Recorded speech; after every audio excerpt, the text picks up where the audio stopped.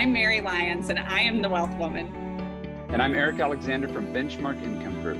And this is the Big Wealth Podcast. Everything you've ever been taught about money is wrong. But don't worry, we're here to help.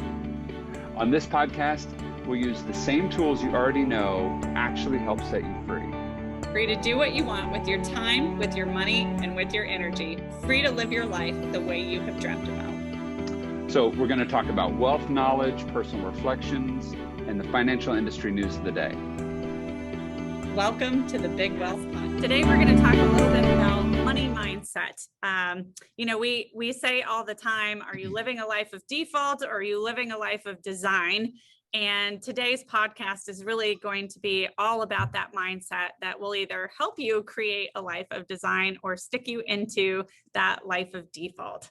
And some of this is sparked, I feel like a lot of times these podcasts come from either conversations that we have outside of work or with clients, and that sort of brings it all together. But I'll say this one came from a conversation my husband and I had on date night, right? I mean, I think sometimes I think being married to me must be really weird just because of the conversations we have and the frequency with which we talk about money, because I don't think that's particularly normal in most households. But I think because I do this all day, every day, it seems to come up a lot because it is a focus. And so, this came from, my husband and I come from, I think, remarkably different backgrounds when it comes to the way we think about money. And so one of the things, even after being married for 15 years almost, and together for, I think, over 18 at this point, is that there are still things that end up surprising us about one another when we do talk about money. And I think a lot of that is because we have totally different blueprints, right? I think after you're together with somebody for this long, I think there's the assumption of like, oh, I know everything about you. But I think it's interesting to see that sometimes that isn't actually true. You don't notice it till you hit a stressor, right? You don't notice it until you sort of dive into that component. Like, oh, well, we weren't on the same page like I thought. Right. Well, and I think sometimes the change happens in a way that is very gradual, right? Like you're evolving in one direction and maybe your spouse is evolving in a different one, or, one of you is growing in an area and the other isn't. And so, where you may have been on the page 5 years ago, you could have been in the same spot. All of a sudden you've been on this journey and you turn around and you look at your partner or they look at you and go, hey, where are you? I thought we were doing this thing together. Right. And it's, right. That's where I think it's kind of fascinating. And so Eric, both you and I have had a little bit of time off in recent weeks too. Yeah. And that's nice. But I think when you have time to relax and get away from the normal routine of work, that also creates an opportunity where you can examine whether or not you are building in the direction that you want to go. Yeah, absolutely. Like mine was last week. We were at the beach with my wife's family, and it was 22 people all in one house, which is always sort of a fun trip. It's the kind of running joke in my head is I'm an introvert for the most part, in that I need space. I need people to be not near me so I can recharge. And in a house where there's 22 people, there's no recharge time. No. So I've been doing this now for 10 years. And every year I try to extend the day out to the point. There's a day in that week, because it's always a week, Saturday to Saturday, where I'm out. Like I'm pissed at the world. Like all you people need to get away from me. And I have no poker face, which And so every year I try to extend that day out one more day before I just kind of hit my limit. And so this, at the very beginning, it was like Saturday afternoon. I was done. Like we showed up Saturday morning and I'm like, I need to be away from all you people. I'm now down to about Thursday morning. Yes. This week was about Thursday morning. So it was really good. But it's funny sort of being around her families, and this is sort of about money, but really about just life in general, right? Is I think they all sort of live, eat, breathe, CrossFit, Lulu, healthy. Like we were looking at a picture earlier today of one of my sisters-in-law, and she's just like, like, what do you do? You just live at the gym? And I thought about this when I was thinking about your husband, Mike, and I was like, he's like killing it. Like he looks great. I'm like, why don't I? And then it kind of hit me. It's like, if I really wanted this, I would have already been fit like Mike. Right. But there's something about it. It's like, Yeah, that'd be really nice to be Is- like Mike. Is the but juice worth the squeeze? Yeah. I mean, he spends yeah, what, an hour to 2 hours in the gym 5 days a week. I mean, yeah, and he's been powerlifting for a decade. So like there's muscle right. memory, there's all that stuff. I think, but honestly what it is, and there's probably a good parallel here. And I know I just Right. totally hijacked your story. No, but here, it's a nice to have, right? well, when you think about starting from scratch, what it would take to get to that point, I think oftentimes feels very intimidating, right? Like if I'm like a couch potato and all of a sudden I want to look like a bodybuilder, the amount of change that has to happen in my life and the amount of effort that I have to put forward, it's like, oh gosh, man, is it going to be worth it? Can I do it? Do I have the discipline? And I think sometimes that goal it feels so far away from where we might be right now that it prevents us from taking even the first steps, because it's like, Right. how do I bridge that gap? And Well, there's no efficacy, right? There's no agency to go get there, right? but I think that's exactly like, that's such a perfect segue into this. Like the meat of this is that when we're thinking about our finances, Right. frequently, I think that's the same thing. Like I see where I am right now, and I see that guy over there is a multimillionaire. How do I get from A to B when like I'm having trouble saving a couple $100s a month, or like maybe I'm even saving a couple $1,000s a month, but I see that and I see like, okay, well, I'm just getting started, right? Like I think a lot of our clients are what we would call Henrys, high earners, not rich yet. Right. Right. I don't know who Right. coined that phrase, but I think it's really funny.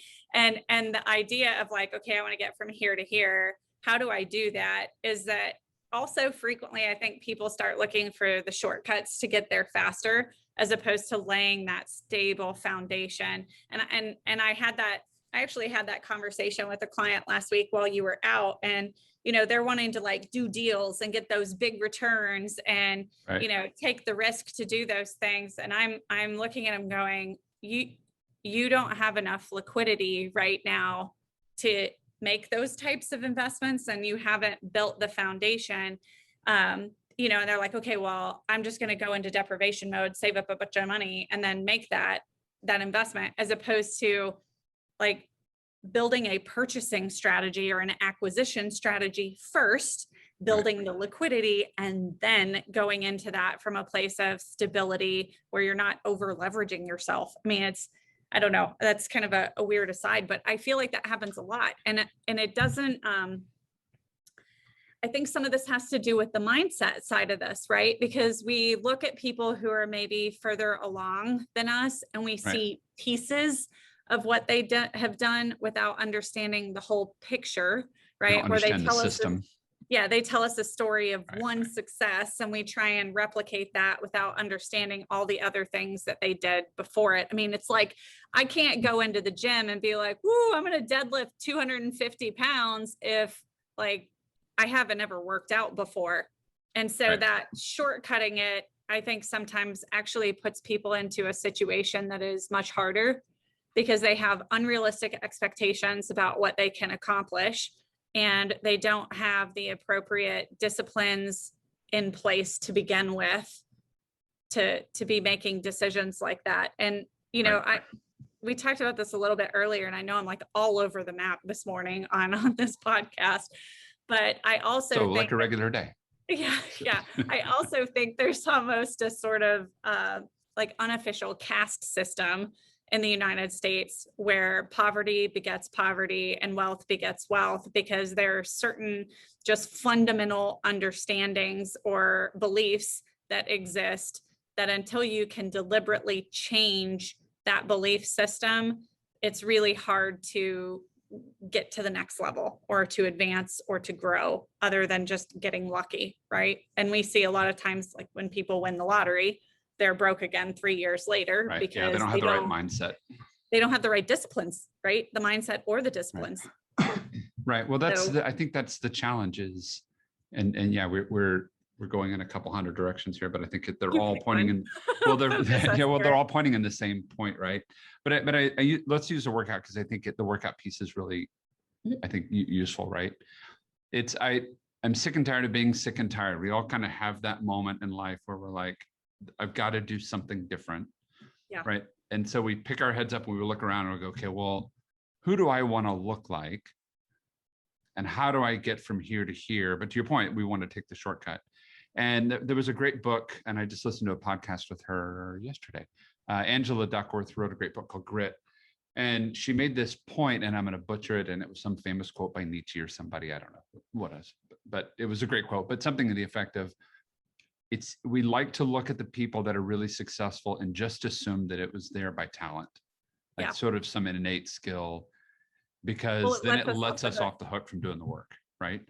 Yeah. And it's that 10,000 hour rule, but nobody's going to spend the 10,000 hours if there's no vision of what it would look like on the other end. Like we see the person that we want to look like, but we want to get there with a pill, or we want to get there because we just showed up today. We want quick and easy, right? I mean, I think that's why there's such a market for things like diet pills and protein shakes. And not that protein shakes are a bad thing, but there's all these ways to cheat it or speed it up. And the fact of the matter is that there is no replacement for hard work, for effort, discipline, and hard work. And that's true with money as well, right? I mean, what I think is kind of cool, and this makes me think of a client I was speaking to recently as well, is that on the front end of the journey, when we started talking, it was like, yeah, okay, I like these things. I like the focus on income. I like that. But it was still sort of an easy button. Like, you manage all the assets, you design the purchasing strategy, if I use that at all, but I want to know my income's taken care of. And the more time that we spend together, the more the client ended up in a position where they're like, hey, wait a minute, I can actually get involved and do these things. And they started doing research, and they were like, well, I could do this commercial real estate deal that some of my friends are putting together, and there's these other opportunities. And it ended up, at some point I had the conversation with her, and I said, this is a very different place, because at the beginning of our conversation, you said you didn't want to be involved with your finances. And she's like, yeah, because it was overwhelming and I wasn't sure where to start. And then I kind of went on this journey where I realized, hey, I can do this.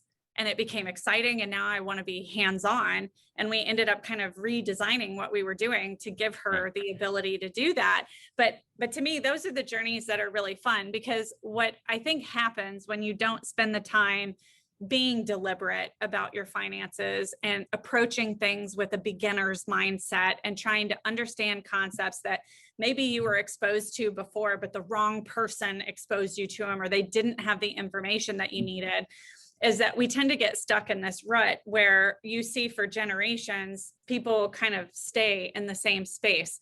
They're starting over each generation, and they're frequently not building real wealth because their mindset about money is a default mindset of, well, this is what I saw, so this is what I'm repeating, as opposed to saying, who has a life that is what I want, right? Like, and I'm not talking about just like who can buy flashy cars and that sort of thing. I'm saying who has a life that looks like something I want. Like, the marriage looks that way, the relationship with the kids looks that way, the finances look that way. And to me, that's the person that you should be asking to talk to about money advice, right? Is that they've designed it that way. So like for me, I can say easily, I don't need to be wearing $100,000 watches, living in the penthouse at the Ritz. That's not what I want for my life. So that's not the person I should be talking to about their money decisions. But I also know I don't want to be in a position where I have to work a 9 to 5 or sometimes, 9 to 9 type of job until I'm in my late 70s. Like, even though I love working, I don't ever want to have to do it because I have to do it. Right. I want to do There's it. no joy. Yeah, I want to do it because I can, right? And there's a freedom in that when you get to choose those things, as opposed to when you are forced to do them. Because, I mean, I'm sure you've heard it when you talk to clients, you say, okay, well, paint a picture of retirement for me. And then they say back to you, well, I don't ever want to retire. And I'm always like, right now you feel that way, right? But why not? You're young and exciting. Yeah, but why not build yourself the option to have income so that you've got freedom to spend your time doing whatever you want. And that almost to me requires someone who is willing to be a cycle breaker, right? And that's such a weird word. It's something that gets thrown around in psychology a lot, where, you know, maybe there's a cycle of trauma or abuse or, you know, whatever it is. You have to be deliberate about breaking that so that you can free yourself and get into a place where you're making choices as opposed to just staying where it's comfortable, even if you aren't happy, right? And I don't think it matters what your income level is for this conversation, because just last week I had this conversation with someone who was making mid six figures, and they were like, well, but I you know, I don't love what I'm doing. I just can't leave because the money's so good. And I've got this payout at a certain point, and I'm like, how miserable is that?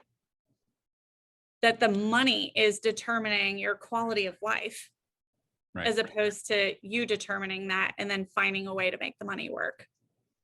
Well, but I think that's it, right? And I think there's sort of two halves to that. There was a great book called The Anchorman, not the Ron Not the Burgundy, movie with Will not Ferrell. which always is a great movie. But there was a book called Anchorman by Steve Farrar, and it was more of a Christian-based book, but it was this idea that the guy, and it was sort of written for guys, right? But the guy you are today and the influence that you're having, you're going to have an influence for the next 50 to 100 years beyond yourself. The traits, the habits, the what you care about, the way you talk, the way you interact with people. Because your kids will inherit that and pass it on. Right. And then they tell their kids, and then they tell their kids, right? So if you think about this idea of the cycle breaker, right? This sort of cycle of poverty or cycle of wealth or all of those, right? There's at least a 3-generation cycle typically, of, if not more, right? Which is probably 80 years, right? If you think through like a 3-generation cycle, 3 or 4. And so if you feel like you're in that spot, it's really hard to break out of that cycle, because you may not know any other form of how to be. Right. If you're overweight, or you've got bad money habits, or you're just used to being in debt because your mom and dad are always in debt and they seem to kind of work it out, and it, you know, everything kind of seemed to work itself okay, then you don't know what's better on the other end, because you've never seen it. Like you Right. don't know anybody around you that's done that. And I think the other side of it, and you and I had this conversation a long time ago about this idea of the there's even conditioning, right?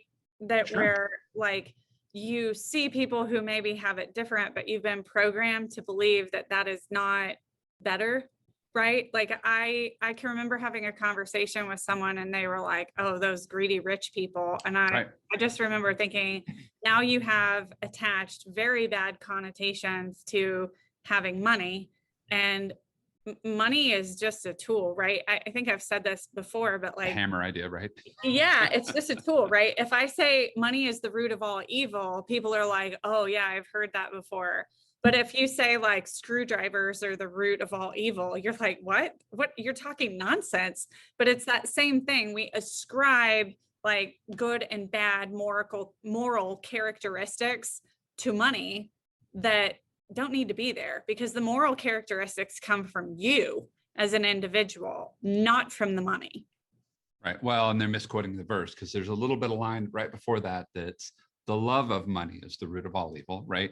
Which is what your own response to it, right? That's right. It's the I have to have this at the expense of all other things. Right. That's mindset, right? That goes right back to mindset.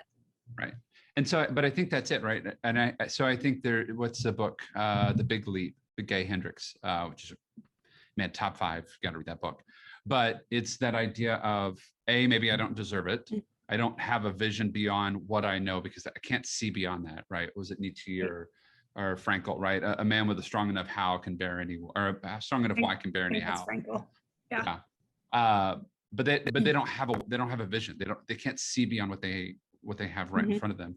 And then the other part of that, the Big Leap book talked about this idea of maybe I'm not worthy, or I've seen a bunch of people that are rich and they were horrible people, so I don't want to be like them. Right? Or they were still unhappy. Or they were still unhappy. Yeah. And that was this idea from the Angela Duckworth sort of podcast. She said she eventually asked her dad, she's like, stop, do you want to be successful or happy? And she said it took him a really long time to answer that question, because he didn't understand that there was a difference. He's like, isn't being successful happy? She goes, no, no, no, no. Like it's fulfillment. And it's a very different thing than just having a lot of money.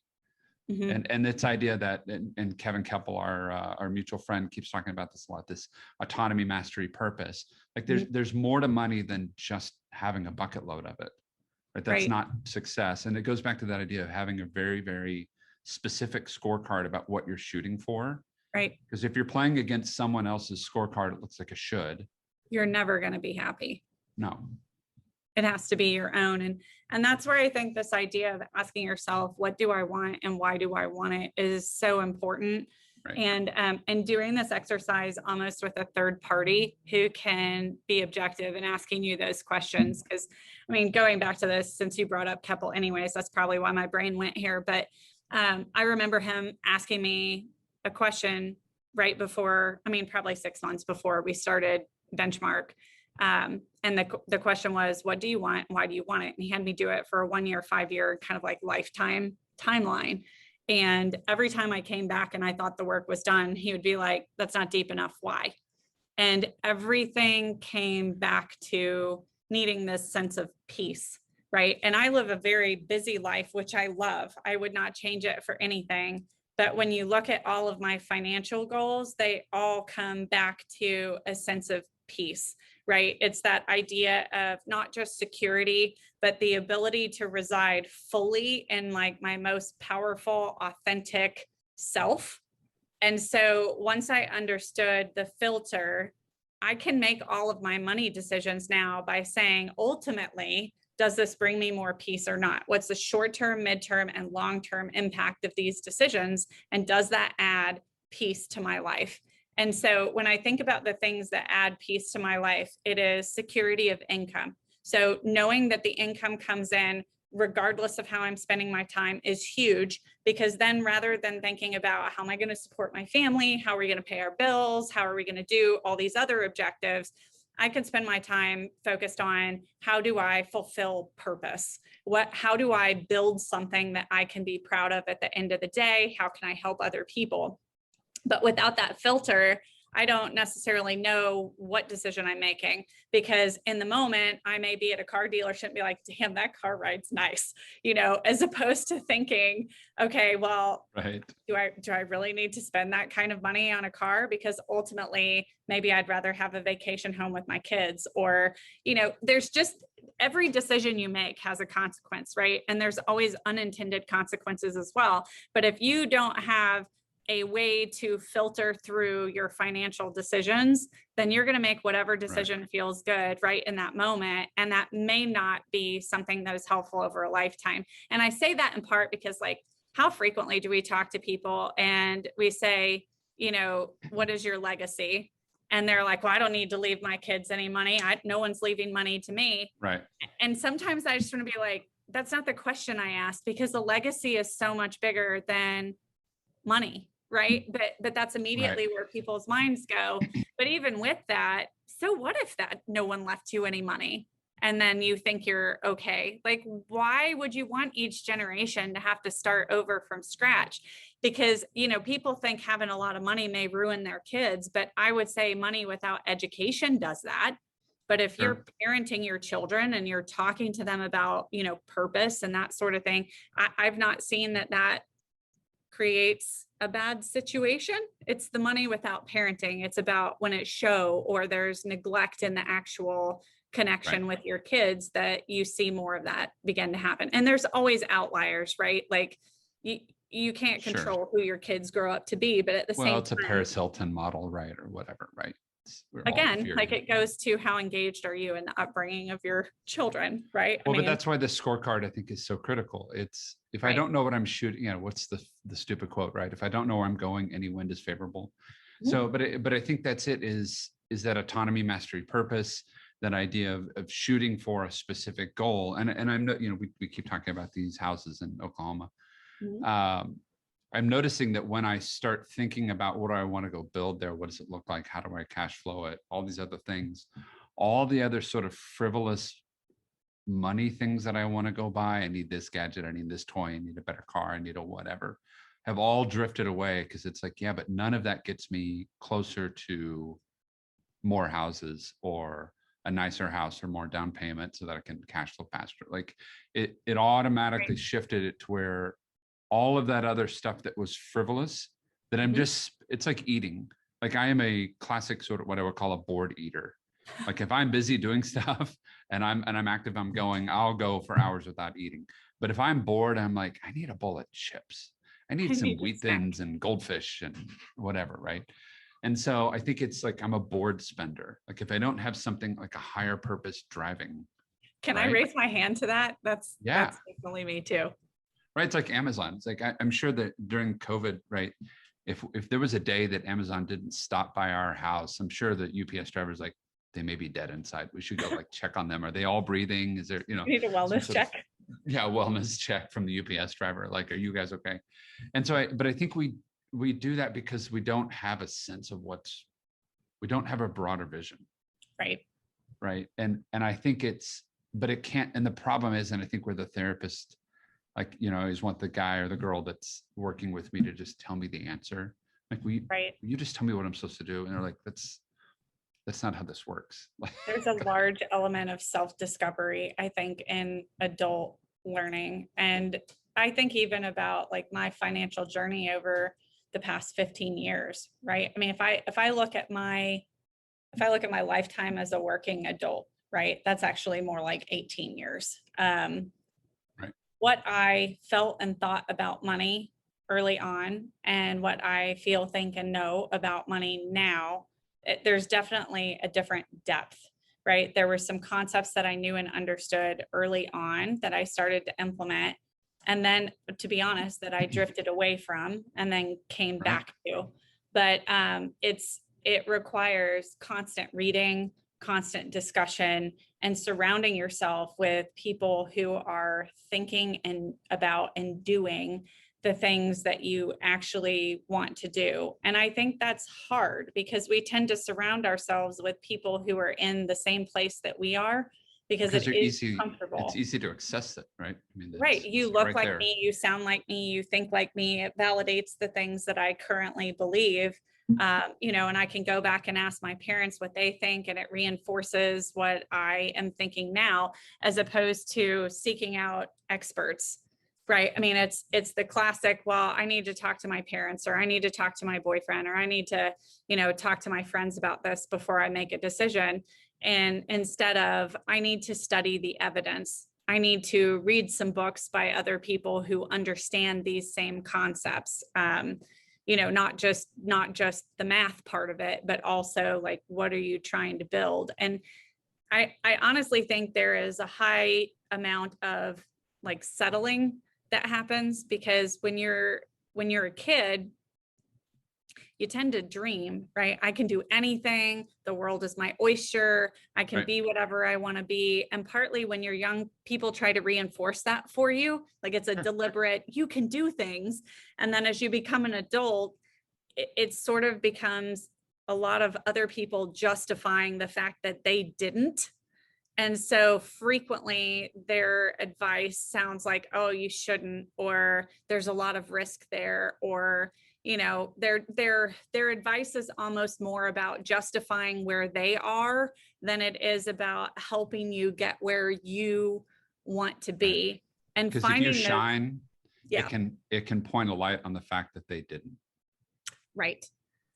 And so, I mean, how often do we talk to people, even that come to work here, who are like, wow, this is such a different way of looking at life than what I'm used to. And like, I mean, I've had people that have come to work for us that are like, this is so eye-opening. I see potential. And they look at their friends and they're like, oh my goodness, like my friends telling me I can't do things. And it's like the focus on the possibilities and the opportunities almost gets taken away from us sometimes in adulthood, and we settle into something and we justify why it's never going to be more, as opposed to figuring out how could I actually have everything that I want to have in my life. Yeah, and I think part of that vision is sort of being uncomfortable, right? Yeah. I mean, I look at, because if you're uncomfortable, it means you're wrestling with that piece of it, right? And sort of not letting yourself off the hook, I think is, and this is sort of my own personal journey, not that this is Eric's therapy podcast, but I think that's it, right? Is not going, you know what, that's not really that important, because I think it's a cop out. It's like, that guy has $1 million boat and a blah, blah, blah, right? Or that guy looks like my clients, or every If single his person. ego is not going through the roof after this podcast, Yeah, right, I don't right. know Yeah, what to Mike, do. I love you, right? Well, and the fact that he can grow that mustache really quickly, and I look like Patchwork Joe over here, like I can't grow anything. But anyway, you and your dad with was it not you? Because you don't have. I hope I don't have that kind of facial hair. Right. I don't know where you're going with that. Love the deep voice you've got there, Mary. No, but like that piece of it. But you go, well, you backtrack and you go, yeah, but those guys are whatever. Like, that's not really for me. I'm not that guy. I'm not that girl, right? But I think if you really look deep down in it, you're letting yourself off the hook. Yeah. Because if you go, know what, I want to go look like that, or I want to have that money, or I want to be that father, I want to be that husband, I want to be that whatever that X is. It's a question, right? It's a call to something higher. So there's a Greek word, hamartia is the Greek word, and it is an archery term, and it means so if you pull the bow back, you shoot, and you've missed the bullseye, it's hamartia is the word, you've missed the mark. And it's where we get our word for sin, actually. So it is this sort of idea of missing the mark. But if there's no mark, there's no hamartia. If there's no higher calling, there's nothing you can miss. Right. And so when we don't, that seems easier, right? Like, right? there's no judgment if I just don't try. Well, there's no judgment if I don't try. And this is sort of, I'm not going to get political here because that's not the point. But if we don't say that there's a higher standard, or that there is a mark to be shooting for, then there's nothing to miss. And there's no judgment, because like, who are you to tell me what's right and wrong, where I should be? There's a difference between building wealth for a purpose, whatever that purpose is, and just straight up hedonism, right? I mean, no doubt. It's not just like get a bunch of, maybe it is for some people, I don't know. But for me, I have always found that money doesn't actually create happiness for me. What it does is create opportunity for me to figure out if I'm going to be happy or not. Right. And so it's different, right? I mean, if you can create that sense of here's what I'm doing, here's how I am impacting the world, here's what my life is, then the money will facilitate that. But if you don't have that, the money will facilitate whatever it is you got going on, right? And it'll either just not be there, or you'll have it and find out that you still have issues, right? I mean, money doesn't create happiness. I really don't think it does. But if you are looking for ways to be happy and you're using money as a tool, that's different. And to me, I go back to like the idea of happiness to me, happiness, where we get it wrong is we expect happy to be a noun. I am happy, right? Whereas to me, I think there needs to be a version of that word that is a verb, because it is something that requires effort. And I have found that while there is like the short-term fulfillment that comes from like the dopamine hit of getting a like on Facebook or whatever it is that you're purchasing, long-term fulfillment really takes effort. Like, if you're going to look in the mirror and say, I am really proud of who I am and the way I've handled these situations, all of that requires almost work ethic. Does that make sense? Like, there's a big difference between ambition and work ethic. And I will take someone with work ethic over ambition all day long, because the ambition part, the vision. Right. The ambition part, I know lots of people with ambition, they got nothing backing it up.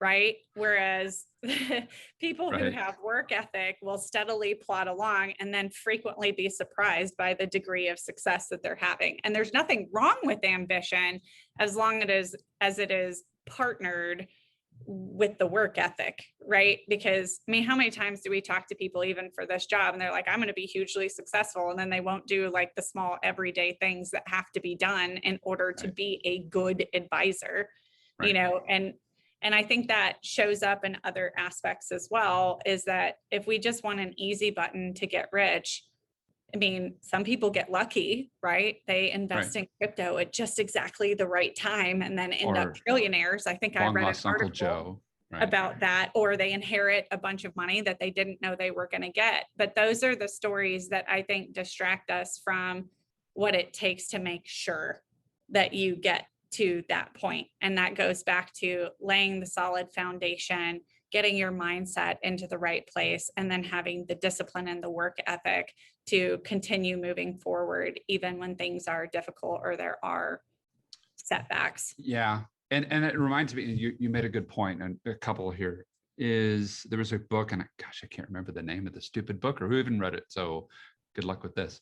But he says, I hope you have an average day today. Yeah. Like, who's that? Was that Super Coach? That was Super Coach. That's who it was. Okay. I hope you have an Super average Coach day. is the book. Thank you. Yeah. Yeah, I hope you have an average day. And I thought, what a dumb advice. He goes, no. This is brilliant advice. I'll wait for it, right? But in the back of my mind, I'm like, this is stupid. But he's like, look, don't go from 0 to 100 because you'll never sustain it. But if you go from 0 to 1 and 1 to 2 and 2 to 3, and you do the little bitty incremental steps, and you have the vision out in front of you of who you want to be, but you're constantly comparing yourself to who you were yesterday, not who someone else is today. Right. And you're just making small incremental changes in one area or a couple of areas a year, pretty soon you're amazing. Right. But you don't go from 0 to 100. It's not sustainable.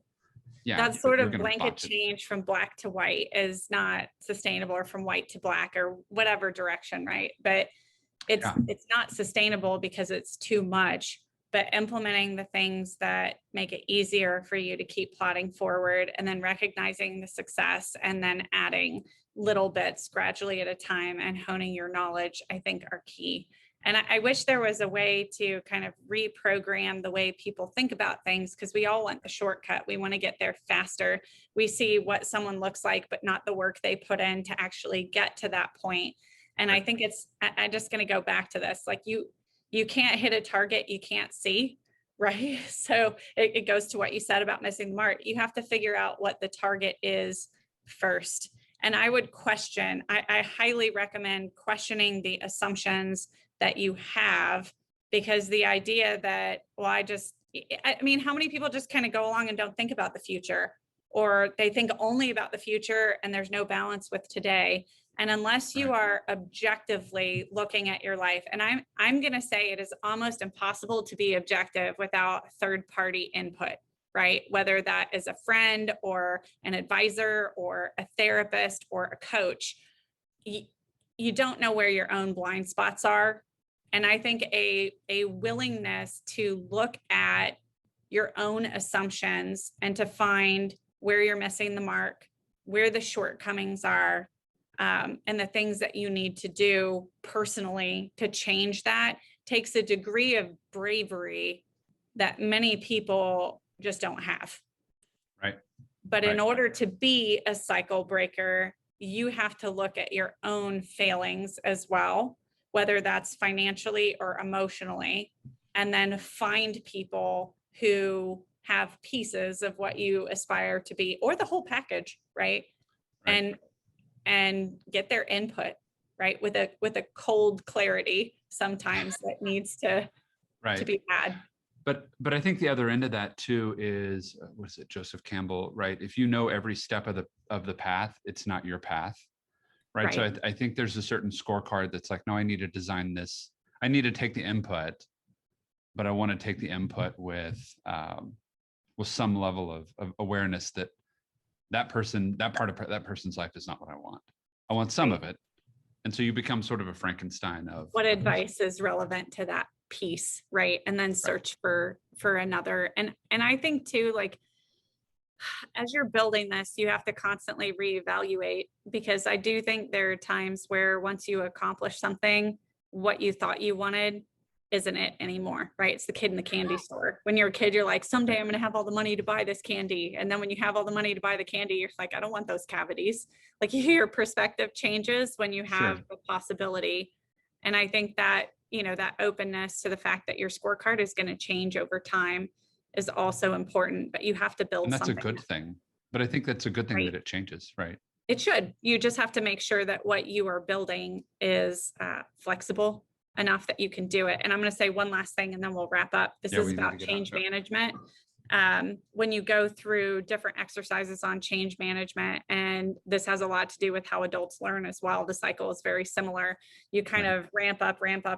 And then when you have a change, what you see is productivity actually goes down for a little while before it hits a floor and then goes up above and beyond where you were before. And so I think sometimes as humans, we have a tendency to think it's going to be all forward progress. And when we implement something that may initially slow us down because it is laying a foundation for us to be able to scale, we have a tendency to say, well, this isn't working right in this moment and scrap it, as opposed to keeping the context of what it's going to do bigger picture. And I think especially when building a purchasing and acquisition strategy or laying the foundations of a financial plan, you're building that security first, and it may actually slow you down in the short run in order to launch you forward in a way that will kind of compound what you're doing over a lifetime. And that's where I think you have to look at what are the short-term impacts and the long-term impacts of the decisions that I'm making, because you got to weigh both. If you only make decisions that benefit you in the short run, long run, you may be creating really big problems, right? And if you're only looking at the long run, but you aren't paying attention to how that affects you in the short run, you may cripple your ability to get to the long run. There is a balance there. Yeah, absolutely. All right, this is really good. I wasn't sure where we were going with it, but me neither. I think it turned out okay. Thank you guys for being with us today. As always, we appreciate you giving us a listen. Have a great one.